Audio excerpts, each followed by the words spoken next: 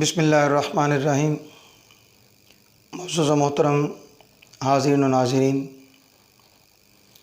اس وقت ہم ابوالاسر حفیظ جالندھری کا شہرۂ آفاق اور تاریخی کارنامہ شاہ نامہ اسلام سے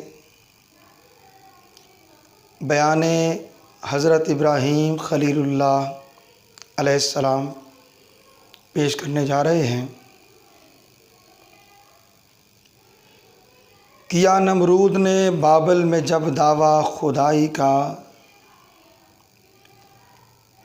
جہاں میں عام شیوا ہو گیا جب خود ستائی کا، اندھیرا ہی اندھیرا کفر نے ہر سمت پھیلایا، تو ابراہیم کو اللہ نے مبعوث فرمایا۔ مٹا ڈالے بتوں کو توڑ کر اوہام مرسل نے،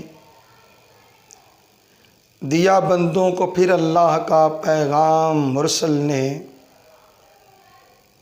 کیا شیطان کو رسوا عدوِ جان و دین کہہ کر،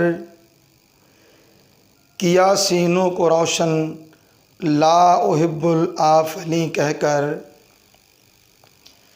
مگر نمرود کو بھائیں نہ یہ باتیں بھلائی کی، کہ مسند چھوڑنی پڑتی تھی کافر کو خدائی کی۔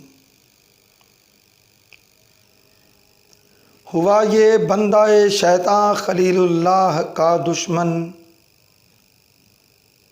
چراغ حق بجھانے کو کیا آتش کدا روشن۔ خلیل اللہ کو اس آگ کے انبار میں پھینکا،